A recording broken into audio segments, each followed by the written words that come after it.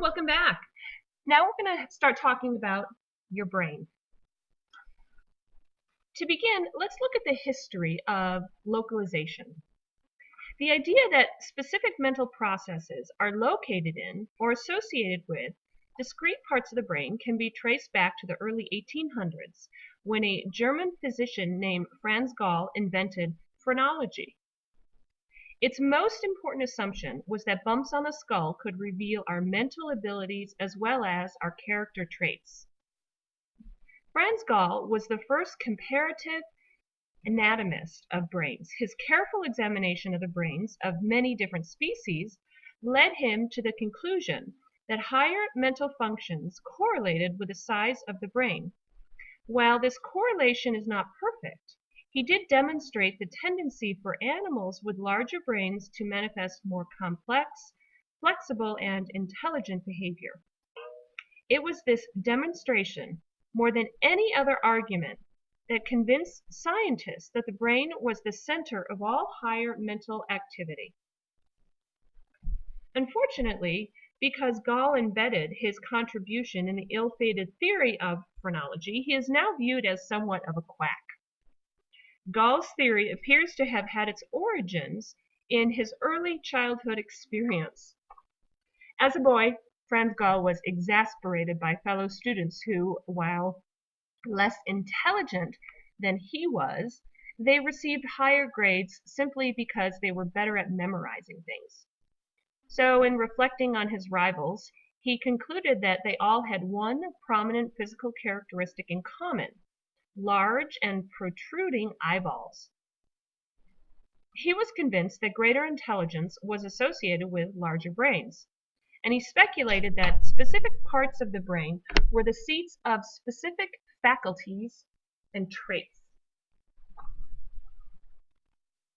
People with good verbal memories might have particularly well-developed organs of verbal memory somewhere in the brain. So Gall further surmised that this was in the region of the frontal lobes directly behind the eye, where the pressure of the enlarged brain caused their eyes to stick out a little bit. So by observing people who had particular characteristics, Gall pinpointed areas of the brain responsible for 37 different traits, such as musical talent, being cautious, being faithful, or being hopeful.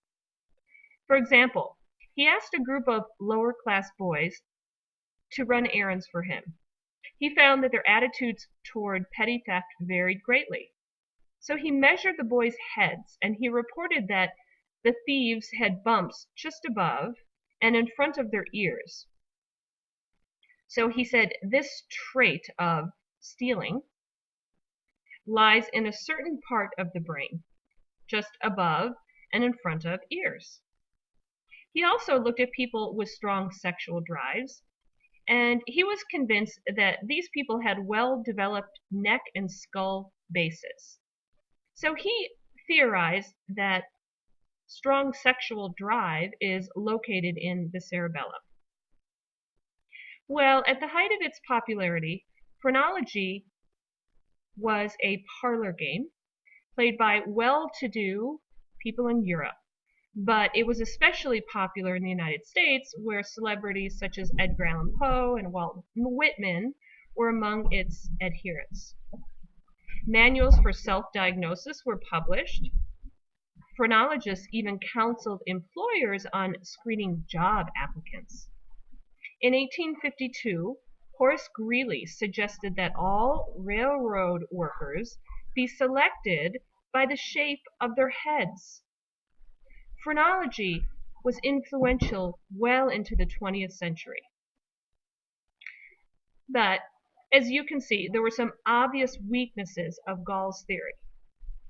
One weakness was his assumption that the shape of the skull accurately reflects the shape of the brain.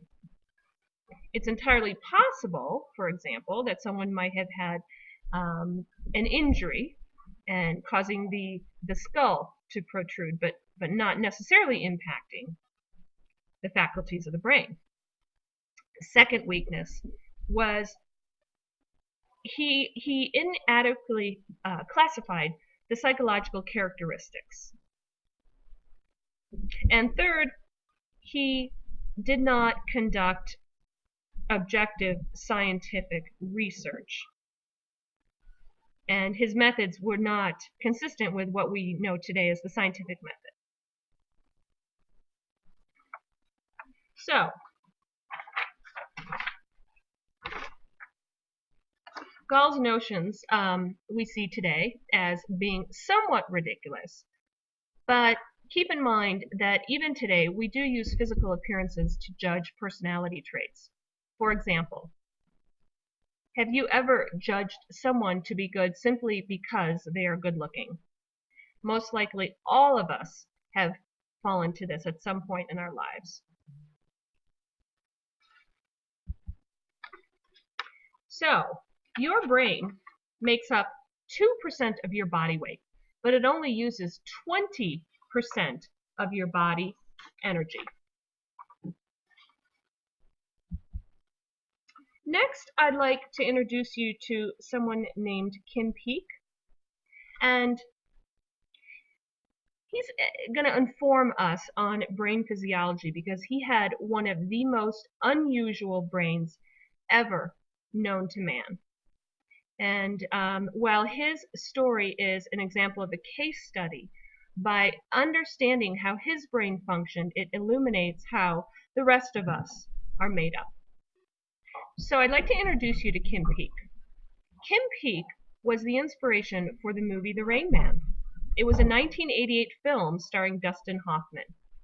Kim's nickname is Kimputer because he had the ability to memorize telephone directories at lightning speed, and he has the ability to recall 9,000 books.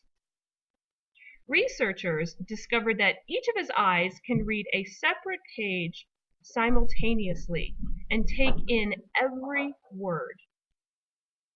In 10 seconds, Kim reads a page that takes most people 3 minutes to read. More importantly, he never forgets anything that he ever reads. So Kim is what we call a mega savant. While most savants have expertise in 1 or 2 subjects, Kim is an expert in 15 subjects, including history, sports, space, music, and geography. No one in the world has a brain as extraordinary as Kim Peek. He can tell the day of the week of any person's birth, the day of the week of his or her present year's birthday, and the year and the day of the week that a person will turn 65, for example. He can name the highways that lead to any person's small town. He can tell you the country area code, or the county area code and zip code, as well as the TV stations that are available in that town, as well as any historical events that may have ever occurred in that area.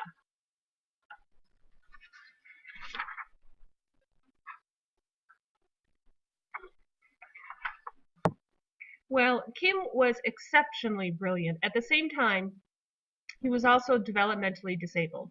He did not walk until he was 4 years old, and throughout his life he had severe motor difficulties. He needed help bathing and brushing his teeth. Often his father, Fran, needed to redress him in the morning because he put his shirt on backwards.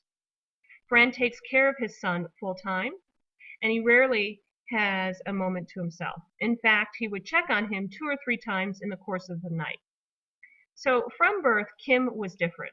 His head was much larger than normal. Across the back of his head, he had an encephalocele, which is a blister into which parts of the brain protrudes.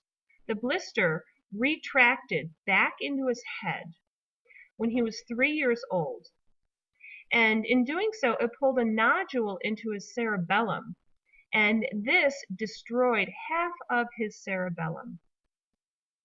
So this would account for the fact that he had severe motor difficulties, because as we will learn in this chapter, your cerebellum plays a significant role in coordinated movement and balance. So Kim's brain is highly unusual. It is not divided into separate hemispheres like our brains are, because his brain has no corpus callosum. As I mentioned, also, there is damage to the cerebellum. An MRI indicated that the right half of Kim's cerebellum had exploded into 8 or 9 small pieces that was caused by the pressure when that blister retracted into his brain. So doctors theorize that because he has no corpus callosum, the right brain is freed from the dominance of the left brain. What this means is that instead of having two sides of the brain competing for attention and processing and dominance, Kim's brain is one highly integrated mega computer. So take a few moments to watch this video on Kim's brain